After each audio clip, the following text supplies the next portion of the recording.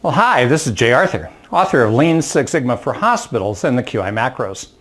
And I want to talk to you today about the difference between what I call 20th century quality and 21st century quality.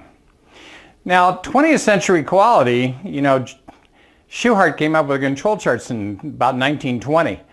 And it's almost 100 years since that was done. But my question to you is, why don't we see them everywhere? And I'll tell you why. My opinion is because it was all done manually.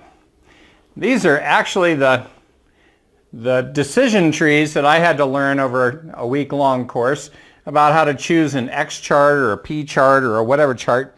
And so that was all made up in your brain, right? You had to go calculate that stuff manually, right? We had to use something exotic called a calculator. And with the calculator, we could eventually come up with something so that we could actually draw a control chart on a piece of paper. Wow, that was cool. No, it wasn't.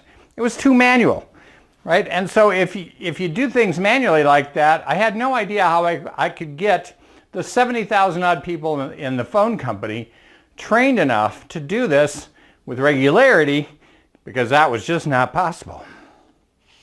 Now, you may not be able to see this thing here, but this is the flowchart template that we use to draw all of our flowcharts and value stream maps.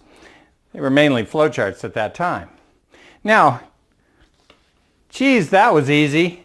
No, it wasn't, right? It was slow and tedious, right? And drawing Pareto charts on graph paper was slow and tedious. It was slow. And that's one of the reasons that we don't see a lot of spread of quality improvement in the 20th century, because this was all manual. This was a very manual process. And then in 1997, I created the QI macros using Excel. So it makes Excel do things Excel does not do naturally. Now, one of the things that I find interesting when I talk to people is somehow they think that not teaching you all the formulas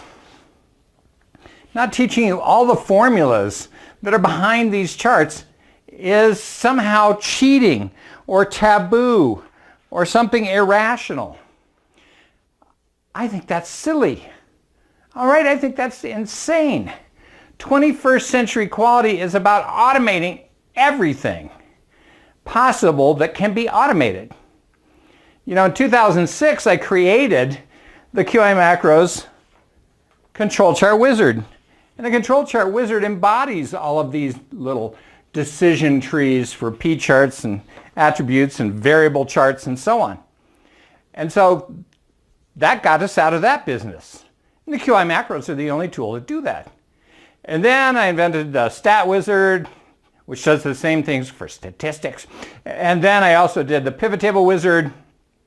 And then in 2017, I created the Data Mining Wizard. And the Data Mining Wizard will go out and crunch through all your data and build an entire improvement project from raw data and do it in minutes.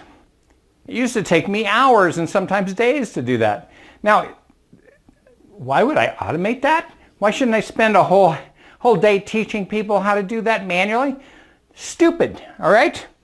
So the future is something like this, right? A little tablet that does everything with reflections from the overhead ceiling light. But you get the idea, right? That we can do these things right here on little tablets, and we can do them quickly and easily.